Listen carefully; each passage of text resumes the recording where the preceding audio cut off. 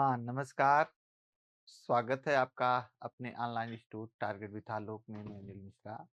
तो सबसे पहले आप लोगों को ढेर सारी शुभकामनाएँ, बहुत-बहुत शादवाद मित्रों। मित्रों, आज हम एक ऐसी टॉपिक पर चर्चा करने चल रहे हैं, जो आपके टेट, सुपर टेट या अन्यत्र परीक्षाओं के लिए बड़ी महत्वपूर्ण टॉपिक है।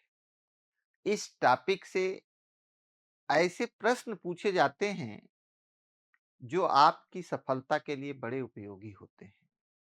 इस प्रश्न को करना बड़ा क्लिष्ट भी होता है और आप इस प्रश्न को पढ़ते समय आपके दिमाग में एक बड़ी महत्वपूर्ण बात आती है कि यार इसको रट लें, रट करके हम काम चला लें।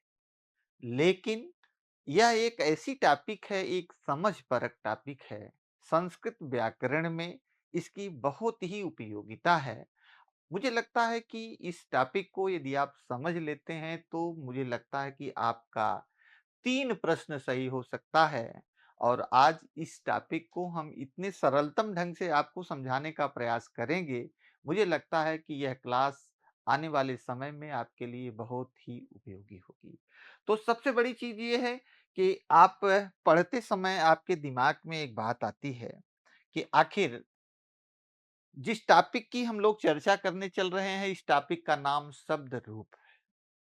तो सबसे बड़ी चीज़ एक चीज़ ये है कि शब्द रूप में हमारे आपके दिमाग में एक बात आती है कि आखिर इस टॉपिक को पढ़ा कैसे जाए? आप देखिए कितनी महत्वपूर्ण टॉपिक है कि इस टॉपिक को हम पढ़ें कैसे? सबसे पहले हमारे आपके दिमाग में यही बात आती है कि आखिर इस टॉपिक को हम पढ़ें कैसे?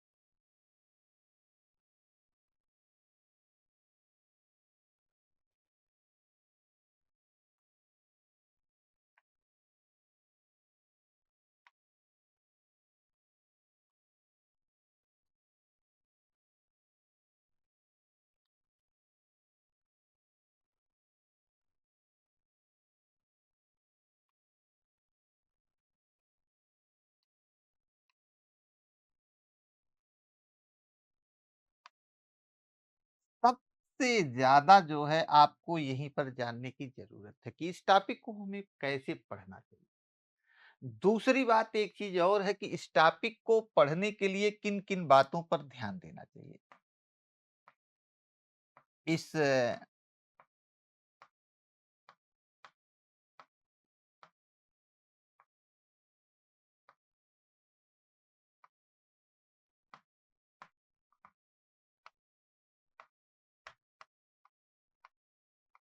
पढ़ने के लिए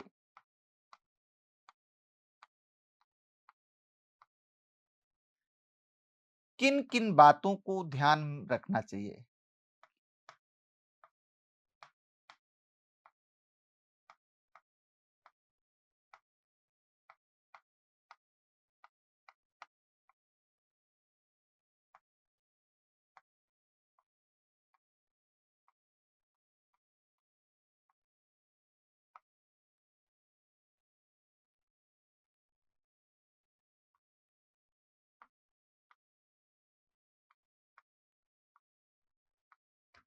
और तीसरी बात है कि यहाँ से प्रश्नों की प्रकृति कैसे बनती है।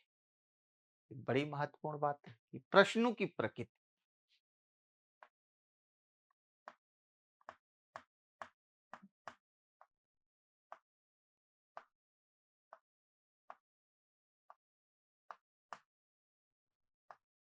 पहले इसको हम समझ लेते हैं तो ये विषय वस्तु आपका बड़ा आसान हो जाता है, क्योंकि आपकी सफलता में, आपके अंक वृद्धि में इसका बड़ा महत्वपूर्ण रोल होता है। तो देखिए सबसे बड़ी बात है कि इस टॉपिक को पढ़ने का तरीका क्या है? हमने पहले ही बता दिया कि ये समझ परक टॉपिक है, इसको आपको समझना है और इसको पढ़ने के लिए कह रहे हैं कि इस टॉपिक को पढ़ने के लिए किन-किन बातों को ध्यान रखना चाहिए। तो कह रहे हैं कि सबसे पहले तो कह रहे हैं कि इसमें 3 बातों पर विशेष ध्यान होना चाहिए। पहली बात तो आपको विभक्ति का ज्ञान होना चाहिए। आपको विभक्ति का ज्ञान होना चाहिए। दूसरी चीज़ आपको वचन का ज्ञान होना चाहिए। तीसरी बात आपको लिंग का ज्ञान होना चाहिए। आप देखिए कहने के लिए इतनी आसान टॉपिक है लेकिन यह टॉपिक इतनी आसान नहीं है। जितनी बिंदुओं पर हमने आपसे चर्चा किया है, सारे जो है प्रश्न यहाँ से इंगित हो जाते हैं। तो आप इसको सामान्य रूप से जानते भी हैं कि सबसे पहले आप विभक्ति की चर्चा करते हैं। आप देखते हैं कि विभक्ति पदबोध कराने में बड़ा महत्वपूर्ण रोल होता है, क्योंकि आपसे मैं जब चर्चा करता हूँ, आपसे जो शब्द रूप पूछे जाते हैं, आपसे यहीं से प्रश्नों की प्रकृति पर चर्चा होने लगती है कि विभक्ति जब हम किसी इन्हीं विभक्तियों को किसी प्रातिपदिक में जोड़ते हैं, मूल शब्द में जोड़ते हैं, तो हमारा पद बन जाता है। हमारा वह शब्द पद बन जाता है, तब आप रूप चलाने का काम करते हैं। अभी इस पर हम आपसे चर्चा करते हैं। तो एक सिंपल सी बात है कि आप देखते हैं कि संस्कृत व्याकरण में विभक्तियों की संख्या कितनी बताई गई है। पहले इसी पर हमारी आपकी चर्चा हो जाए, तो पहले हम लोग विभक्ति की चर्चा कर लेते हैं। तो कह रहे हैं कि ये विभक्ति जैसे पहली टॉपिक इसके अंतर्गत है, तो कह रहे हैं कि विभक्ति यदि आपसे पूछा जाए, तो कह रहे हैं कि विभक्तियाँ कितनी बताई गई? तो संस्कृत व्याकरण में विभक्तियों की संख्या आपको बहुत अच्छी तरह से मालूम है।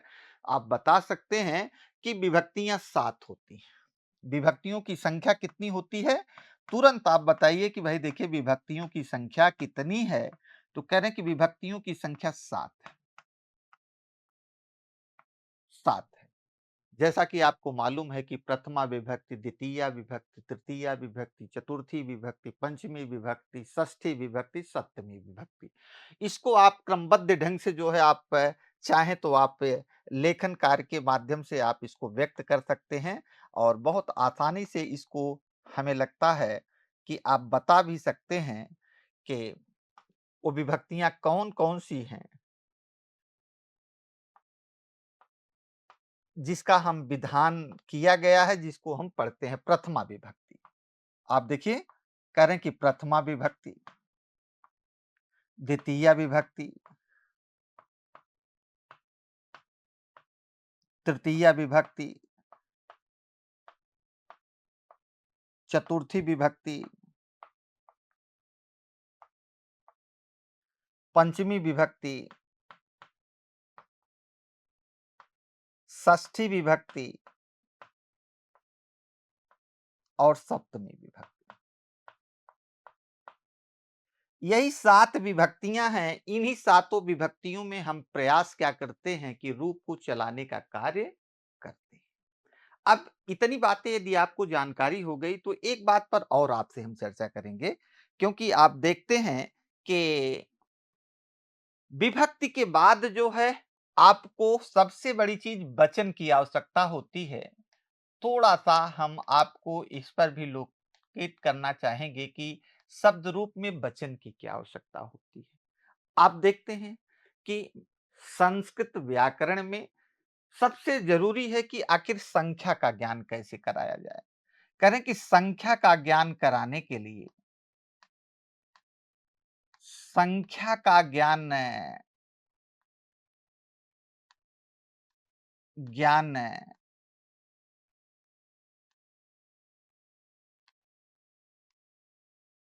कराने के लिए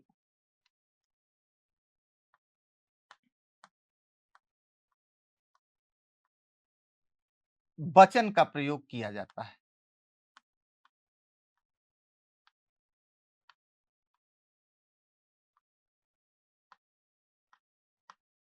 वचन का प्रयोग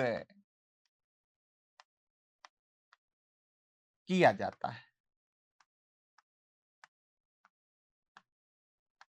अब यहीं पर एक चीज है, यदि संख्या एक है,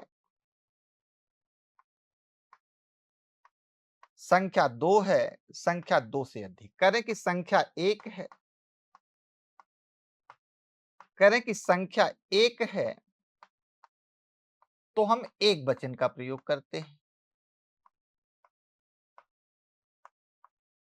करें कि संख्या दो है,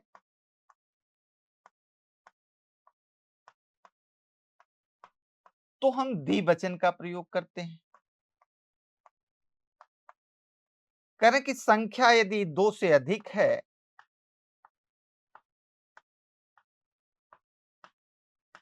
दो से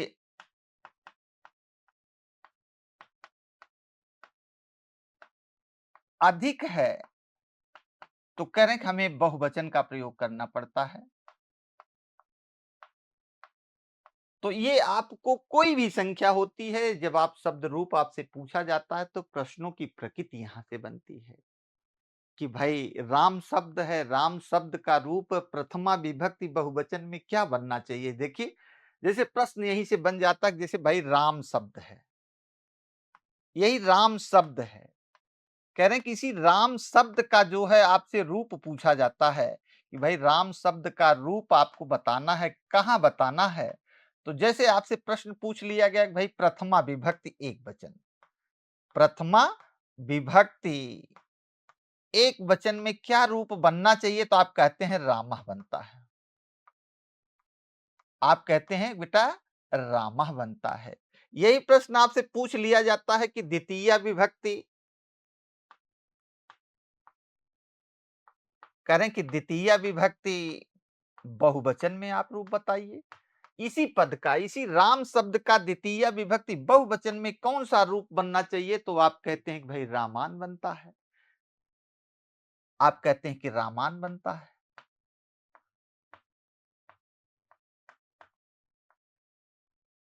तो ये आपके प्रश्नों की प्रकृति बहुवचन से संबंधित है। क्यों हमें इसकी आवश्यकता पड़ती है, ये बात आपको बहुत महत्वपूर्ण। अब रही बात ये है कि थोड़ा-सा हम एक चर्चा और करेंगे, क्योंकि हम लिंग विधान की चर्चा करेंगे।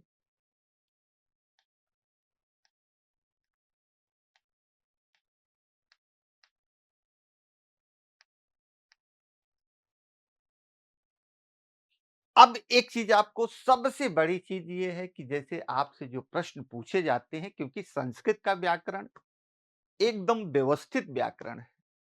आपसे कभी-कभी आपसे प्रश्न पूछ लिया जाता है कि आपका जो प्रातिपदिक है, आपका जो पद है, वह किस लिंग में है। आप देखिए कितनी महत्वपूर्ण, थोड़ा-सा आपको हम समझाने का प्रयास करेंगे, क्योंकि संस्कृत व्याकरण में लिंग विधान कृत्रिम है। संस्कृत व्याकरण में सबसे बड़ी चीज है कि कह रहे हैं कि ये लिंग विधान क्या है, लिंग विधान कृत्रिम है।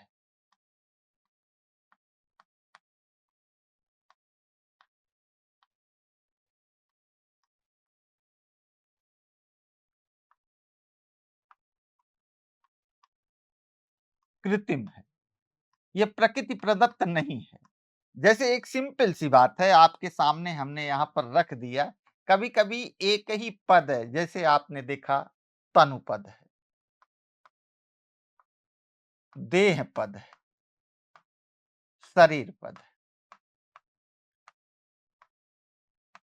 सारे एक ही अर्थ के वो दो तक हैं। लेकिन संस्कृत व्याकरण इतना परिमार्जित है कि जैसे हम तनु से पद बनाते हैं प्रातिपदिक से और कह देते हैं तनु,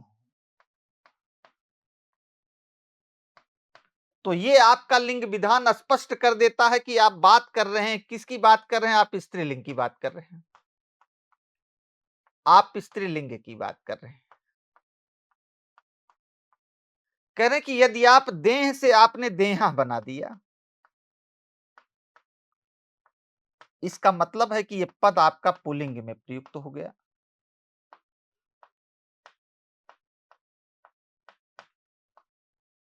और इसी तरह से शरीर से जो है आपने शरीरम बना दिया, तो ये आपका लिंग विधान बता रहा कि ये आपका पद नपुंसक लिंग में बेटा प्रयुक्त होना चाहिए।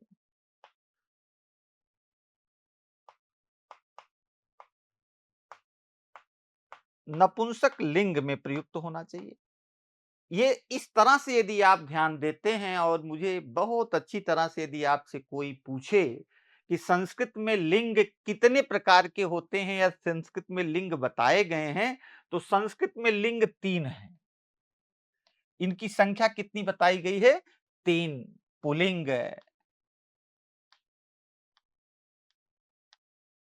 पुल्लिंग,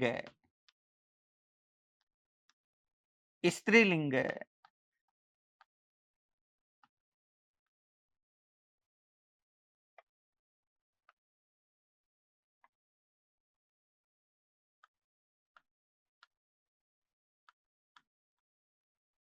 नपुंसक लिंग।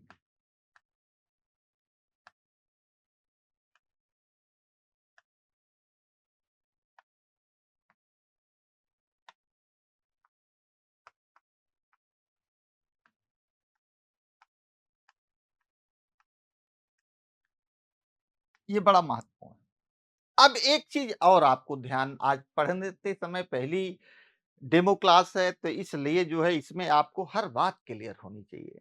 अब एक चीज आपको मालूम हो गया कि शब्द रूप में कहीं न कहीं लिंग का भी, भाई आपसे राम शब्द पूछ लिया गया, भाई राम शब्द अकारांत पुल्लिंग में आप रूप बताएं।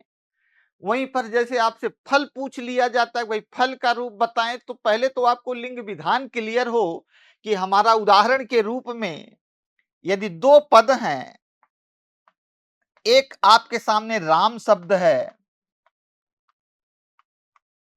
और दूसरा पद आपका फल है, तो पहले तो हमें इस बात की जानकारी हो कि भाई राम क्या है, ये पुल्लिंग है कि फल क्या है, ये पुल्लिंग है कि स्त्रीलिंग है कि नपुंसक लिंग है, तब तो आपको रूप की जानकारी हो सकती है। तो आप इस तरह से आप देखें कि ये राम शब्द क्या है बेटा आपका, ये पुल्लिंग है, ये पुल्लिंग है और फल क्या है, ये नपुंसक लिंग है। तो अब आपको रूप तैयार करने में बड़ा आसान हो जाएगा। अकारांत, क्योंकि अभी आप शब्द के प्रकार पर चर्चा करेंगे, तो आप बहुत अच्छी तरह से आप इस प्रश्न को अच्छे ढंग से और समझ लेंगे। तो अब देखिए एक चीज और आपको बता देते हैं कि प्रश्नों की प्रकृति पर हम आपसे चर्चा करने चल रहे हैं। कह रहे हैं कि यहाँ पर शब्द रूप प्रश्नों की प्रकृति क्या है?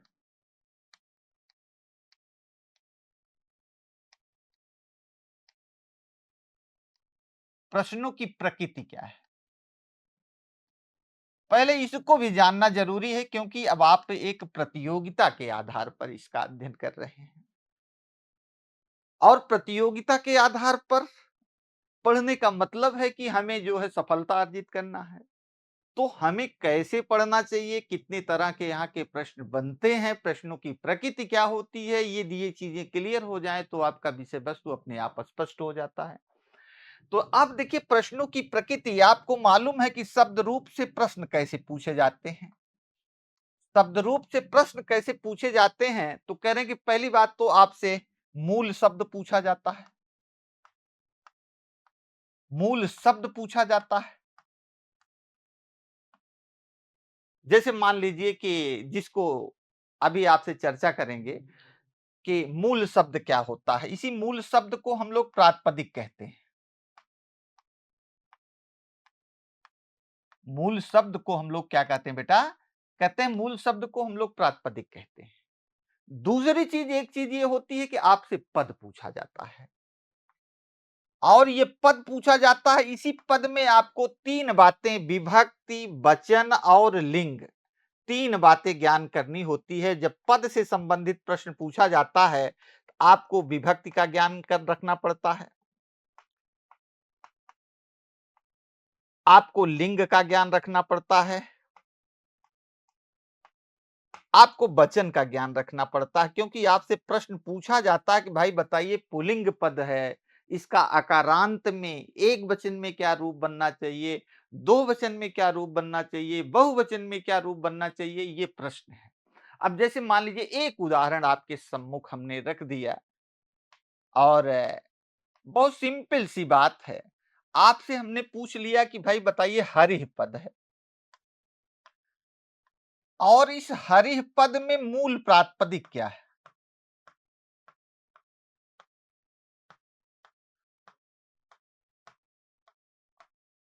कह रहे कि इसमें मूल प्रातिपदिक क्या है? ये बड़ा सिंपल सा प्रश्न है। अब आपको यही चीज़ है कि भाई देखिए यह मूल पद क्या है, इसमें मूल प्रातिपदिक क्या है? आप कहते हैं हरि। ये हरि जो है हमारा मूल प्रातिपदिक है और आप कहते हैं कि हरि ही क्या है? तो कहते हैं कि हरि हमारा जो है पद है। ये पद है, इसमें हमने विभक्ति का विधान किया है। मैंने सु प्रत्यय लाया हुआ है, इसको पद बनाया है और ये प्रथमा विभक्ति एक वचन में यह पद बना हुआ है। कहाँ बना हुआ बेटा? प्रथमा विभक्ति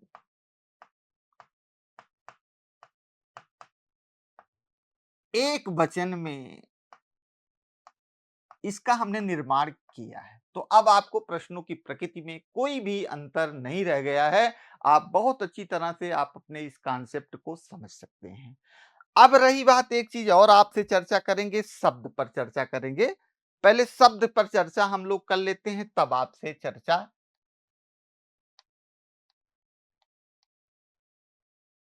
शब्द, जैसे एक चीज और है कि जब आप शब्द रूप तैयार करते हैं तो प्रारंभिक स्तर पर आपके सामने समस्या खड़ी हो जाती है कि हम कैसे समझें कि ये शब्द कैसा है।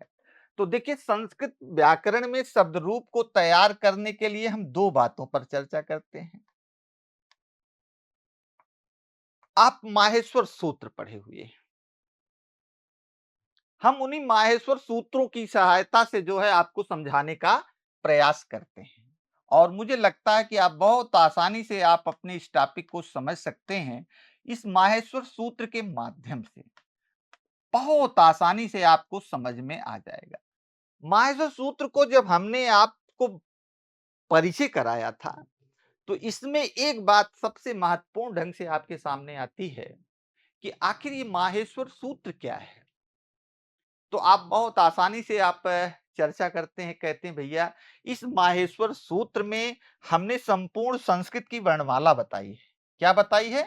कह रहे हैं कि इस माहेश्वर सूत्र में बेटा संपूर्ण संस्कृत वर्णमाला है। संपूर्ण संस्कृत वर्णमाला है।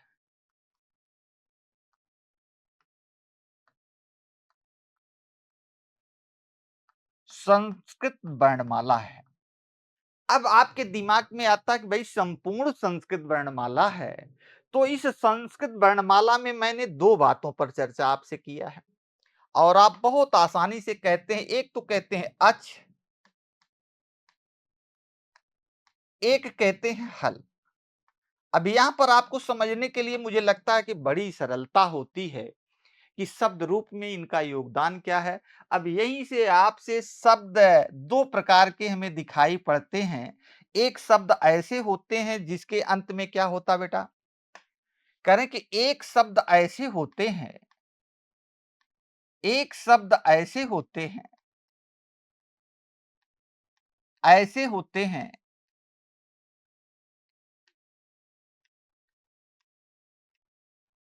जिसके अंत में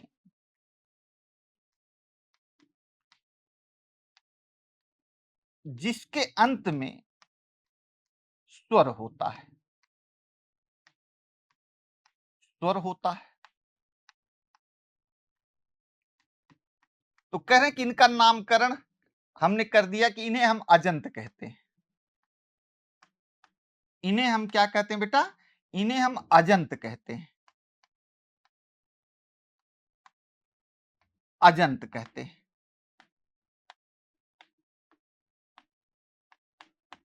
अब जैसे आप सिंपल सा उदाहरण है, जैसे मान लीजिए कभी आपसे कोई कह दे कि भाई बताइए राम क्या है? हैं? जैसे राम है, राम है, हरि है, राम है, हरि है, भानु है, पितृ है। बहुत सिंपल सी बात है। तो आप इसको बता सकते हैं ये है क्या? राम है। आप देखिए राम, इस माँ में क्या है बेटा? इस माँ को यदि हम तोड़ देते हैं अंतिम पद को तो आपको लगता है कि इसमें आ होना चाहिए। इसी आधार पर इसे का नामकरण मैंने कर दिया, इसको अजंत कहा है क्योंकि पद के अंत में आ है। इसी तरह से हर की बात है, रा के अंत में क्या है बेटा? रा के अंत में ई दिखाई पड़ रहा है तो इसे हमें इकारांत कहना चाहिए। इसी तरह से ना के अंत में क्या है? कह रहे हैं कि ना के अंत में बेटा देखिए यहाँ पर उ दिखाई पड़ रहा है तो इसे हमें उकारांत कहना चाहिए। इसी तरह से कह रहे हैं कि ता है, ता के अंत में क्या है? आपको री दिखाई पड़ रहा है तो इसी तरह से आपको इसको ऋकारांत कहना चाहिए।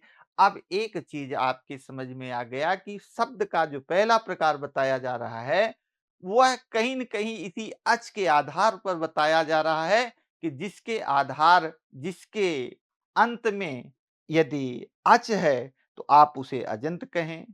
और उसी तरह से यहाँ पर हल की बात की जा रही है। अब थोड़ा-सा चर्चा हल के आधार पर भी होना चाहिए। तो कह रहे हैं कि यहाँ पर कैसे इसका नामकरण किया गया है? तो कह रहे हैं कि जिसके अंत में हल हो, जिस शब्द के अंत में शब्द के अंत में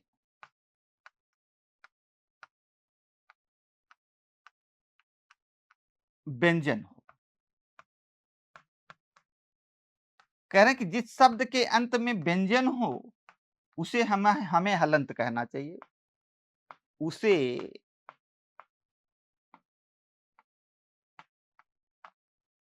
हलंत कहा जाता है।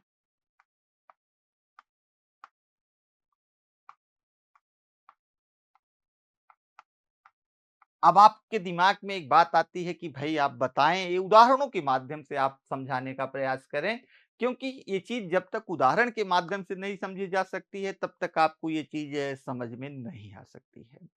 जैसे आप बहुत आसानी से समझने का प्रयास करें, एक उदाहरण आपके सम्मुख में लाता हूं। जैसे आपसे कोई कह दे कि भाई बताइए राजन पद है, राजन पद है, ये क्या है? ये अजंत है कि हलंत है? तो पहली बात तो एक चीज, जब व्यंजन अंत में होगा तो निश्चित रूप से वह हलंतांत पद होगा। आप इसको बहुत अच्छी तरह से जानते हैं। अब इसी देखिए यहाँ पर ना क्या है? ना व्यंजन है। अब ये नकारांत व्यंजन है। ये क्या है बेटा? ये नकारांत व्यंजन है। ये नकारांत व्यंजन है। नकारांत व्यंजन है। नकारांत व्यंजन है या नकारांत हल है, जो भी आप कहना चाहें। एक उदाहरण जैसे अभी आपसे कोई पूछ ले कि पयस्पत, आप देखिए 2 उदाहरण यहाँ पर हम आपके सामने रख रहे हैं। एक पयस है, अब आप इसको बता सकते हैं कि ये अजंत है कि हलंत है, तो बहुत अच्छी तरह से आप इसको समझें और जानने का प्रयास करें, तो आप बहुत अच्छी तरह से इसको समझ सकते हैं कि ये नकारांत व्यंजन है। अब रही बात, एक चीज है कि अब आपके सामने एक बहुत बढ़िया टॉपिक है जिसमें आप कभी-कभी आपके प्रश्न दिमाग में आता है कि एक चीज आप देखें, आप इसको उदाहरणों के माध्यम से थोड़ा-सा समझाने का प्रयास करें तो बहुत अच्छी तरह से जब आपके दिमाग में ये आ जाती है कि सर अजंत तो मेरे समझ में आ गया।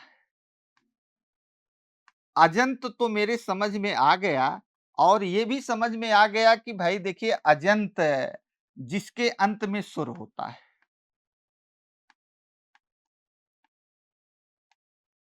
जिसके अंत में स्वर हो।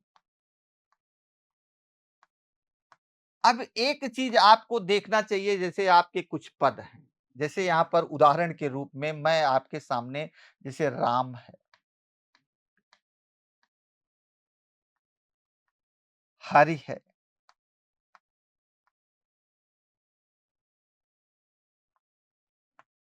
भानु है,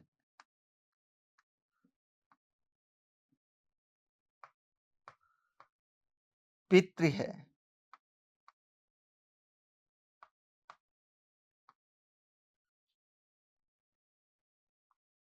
वधु है,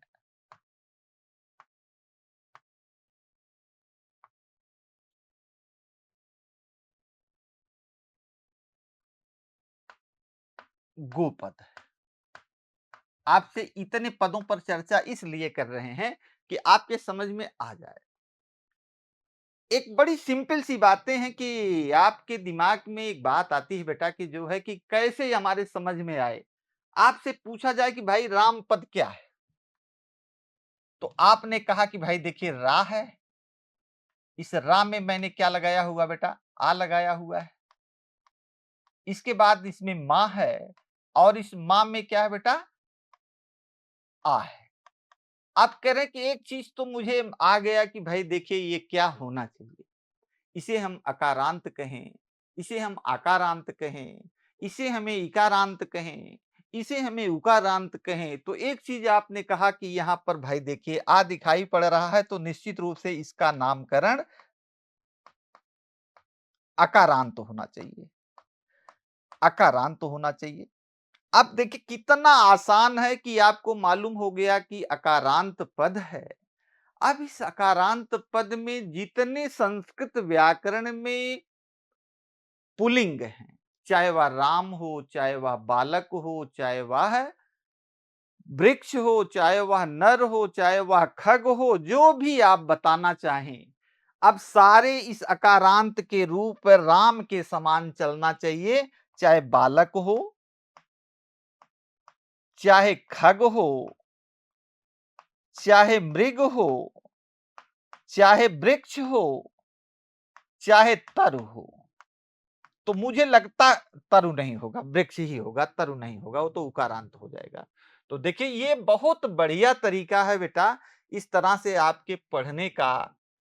ये कितना मार्मिक तरीका है, संस्कृत कितना व्यवस्थित ज्ञान कराती है। अब ये चीज आपको समझ में आ गया कि भाई राम के सारे रूप इसी तरह से चलते हैं। उसी तरह से आपने हरि की बात कही। इस हरि को हम क्या कहें, ये अकारांत है कि इकारांत है? तो रा में ई दिखाई पड़ रहा है, तो निश्चित रूप से इकारांत कहना चाहिए। इकारांत पुल्लिंग है। अब इकारांत पुल्लिंग है तो भाई आप कहते हैं हरिपद कहते हैं? हरिपद है, गिरिपद है, रविपद है। मतलब जितने इकारांत हो सबके रूप एक जैसे चलने चाहिए। अब रही बात यह है कि जैसे उकारांत की बात की जा रही है, इसमें उ अंत में है तो इसे उकारांत कहना चाहिए। देखिए नामकरण इसी तरह से करते जाइए। भाई साधु है, भानु है, गुरु है, रिपु है, शिशु है। अब एक तरह से यदि आपको मालूम हो गया कि हमारा पद पुल्लिंग है, तो निश्चित रूप से इसके रूप कैसे चलने चाहिए? भानु के समान चलने चाहिए। आपके सारे रूप तैयार हो सकते हैं, एक रूप पढ़ करके आप सारे रूप को स्पष्ट कर सकते हैं। अब करें कि यहाँ पर पितृ शब्द है, ता में री अंत में आया हुआ है, तो इसे आप रिकारांत कहें। इसका नामकरण जो है क्या होना चाहिए बेटा? इसे आपको रिकारांत कहना चाहिए, इसे आपको रिकारांत कहना चाहिए। अब एक सिंपल सी बातें हैं, कह रहे कि यहां पर बधु पद दिया गया है, मूल शब्द है, यह उकारांत पद है। क्या है? अंत में ऊ है, यह उकारांत पद है। और एक सबसे बड़ी बात है कि यह स्त्रीलिंग में है। ये बहुत पूछा जाता है, बधु पद स्त्रीलिंग में है, उकारांत है। और यहीं पर भानु शब्द दिया हुआ है, ये पुल्लिंग पद है। दोनों इस बात को जब आप बेहतर ढंग से समझेंगे तो बहुत आसानी से इस टॉपिक को आप क्लियर कर सकते हैं बेटा। इसी तरह से देखिए एक टॉपिक और दी गई है, गो शब्द। गो शब्द क्या है? इसमें वो दिखाई पड़ रहा है पद के अंत में, तो इसे हमें क्या कहना चाहिए? उकारांत कहना चाहिए, उकारांत कहना चाहिए। अब इस तरह से यदि आप देखें तो मुझे नहीं लगता है कि आपसे यदि पूछा जाए कि भाई बताइए हकारांत है, इकारांत है, उकारांत है, ऋकारांत है, या हलंत पद है कि यजंत पद है, तो एक बेसिक कॉन्सेप्ट जो यहाँ से क्लियर होता है, मुझे नहीं लगता है कि आप इस टॉपिक को गलत कर सकते हैं। संस्कृत विषय वस्तु से संबंधित कोई भी परीक्षा आज वर्तमान समय में यदि प्रश्नों की प्रकृति को देखा जाए, तो वर्तमान समय में परीक्षा के पैटर्न में जो बदलाव हो रहा है, उस बदलाव के अनुसार हमारे पढ़ने लिखने के तौर तरीकों में भी बदलाव आने की जरूरत है। और आपको इसी तरह से पढ़ने की जरूरत है। एक उदाहरण के रूप में आपके सामने और लाता हूं और आपको समझाने का प्रयास करता हूं। जैसे मान लीजिए कि उदाहरण के रूप में हम राम शब्द का रूप आपसे, ये राम शब्द रूप है, इसी शब्द रूप में राम शब्द का रूप आपको तैयार करना है। शब्द रूप में राम शब्द का रूप आपको तैयार करना है। कैसे हमें पढ़ना चाहिए एक बात नए तरीके से हम आपके सामने प्रस्तुत करते हैं कि अभी आपसे मैंने आपको एक बात बताई और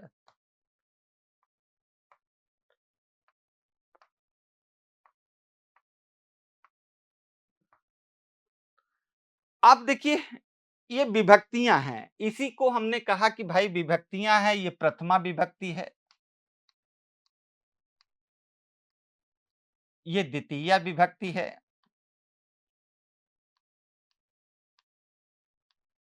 ये तृतीया विभक्ति है, ये चतुर्थी विभक्ति है, ये पंचमी विभक्ति है,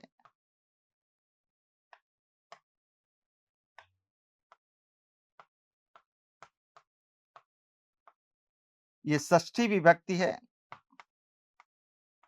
और सप्तमी विभक्ति। बहुत दूसरे तरीके से कभी आपका प्रश्न यहां से गलत हो ही नहीं सकता है। आप देखिए, अब यहां से मैं विभक्ति प्रत्यय की चर्चा आपसे करूंगा कि यहां पर एक चीज आपको राम शब्द को पढ़ने के लिए पहले हम विभक्ति प्रत्यय की बेटा चर्चा करेंगे। कह रहे कि विभक्ति प्रत्यय की चर्चा करेंगे और इसी तरह से आपको आगे पढ़ने की जरूरत होती है। कह रहे कि विभक्ति प्रत्यय जैसे आप प्रथमा का रूप बनाते हैं, क्योंकि राम तो प्रातिपदिक है, राम से रामः कैसे बनता है? तो आप कहते हैं कि भाई इसमें हमने सु प्रत्यय को जोड़ा, यही विभक्ति प्रत्यय है, तो हमारा पद क्या बन जाता है? एक वचन में रामः बन जाता है। अब आपसे पूछ लिया जाता है कि भाई रामः पद है, राम क्या है? तो राम प्रातिपदिक है, राम मूल शब्द है, उसी से रामः बना हुआ है। कैसे बना हुआ है? जब उसमें मैंने सु लगाया। दो वचन का रूप जब आप तैयार करते हैं तो आपसे कहा जाता है कि भाई देखिए अम जोड़ा जाता है और बहुत आसानी से आपसे पूछ लिया जाता है कि एक वचन में आपको रूप बनाना हो तो द्वितीय विभक्ति में बनता क्या है? तो आप कहते हैं सीधे रामम बनता है, रामम बनता है। इसी तरह से जब आप तृतीया का रूप चलते चलाते हैं तो एक वचन के रूप में यहाँ पर विभक्ति प्रत्यय क्या लाते हैं बेटा? टा लाते हैं। आपसे कहा जाता है कि एक वचन में रूप क्या बनता है? तो आप कहते हैं रामेण बनता है, रामेण बनता है। और इसी तरह से जब आप चतुर्थी की बात करते हैं तो यहाँ पर विभक्ति प्रत्यय ङे लाते हैं और यहाँ पर आप रूप क्या बनाते हैं? आप रामाय बनाते हैं। और इसी तरह से जब पंचमी की बात आती है तो आप कहते हैं कि यहाँ पर विभक्ति प्रत्यय मैं क्या लगाया हूँ? तो आप कहते हैं कि भाई देखिए, यहाँ पर मैं विभक्ति प्रत्यय क्या लाया हूँ? तो आप कहते हैं कि यहाँ पर हम विभक्ति प्रत्यय ङस लाए हैं और यहीं पर आपका ये रूप बनता है रामात। रामात। कह रहे हैं कि जब आप षष्ठी की बात करते हैं तो यहाँ पर आप ङस जोड़ते हैं और यहीं पर आपका रूप बन जाता है बेटा रामस्य। और जब आप सप्तमी जोड़ते हैं तो यहाँ पर आप ङी लाते हैं और यहीं पर जो है आपका रूप बनता है रामे। यहीं पर जो है विभक्ति प्रत्यय में गुण संधि का विधान हो जाता है, ङा का लोप हो जाता है, ई के स्थान पर ए हो जाता है और आपका रूप रामे बन जाता है। तो आप चाहे इसको इस तरह से पढ़ना चाहें कि रामः रामम रामेण रामाय रामात रामस्य रामे। इस तरह से सातों विभक्तियों में आपसे जो प्रश्न पूछे जाते हैं भाई रामे रूप कहाँ बनता है? आप बताते हैं सप्तमी विभक्ति एक वचन में बनता है। रामस्य रूप कहाँ पर बनता है? आप षष्ठी विभक्ति एक वचन में। लेकिन आने वाले समय में यदि आपसे पूछ लिया जाए बताइए रामस्य में कौन सा विभक्ति प्रत्यय लगा हुआ है? तो आपका प्रश्न गलत हो जाएगा। तो आपका पढ़ने का तरीका यही होना चाहिए और मुझे लगता है कि इस तरह से यदि आप पढ़ते हैं तो आने वाले समय में आपका एक भी प्रश्न गलत नहीं हो सकता है। तो आज की इस डेमो श्रृंखला में हम इसी तरह से आपको बेहतर ढंग से समझाने का प्रयास किया और मुझे विश्वास है कि आपको ये क्लास बहुत अच्छी लगी होगी। फिर आगे हम मिलते हैं और बेहतर ढंग से आपको इसी तरह से अनवरत रूप से प्रयास करेंगे। बहुत-बहुत धन्यवाद। ढेर सारी शुभकामनाएँ।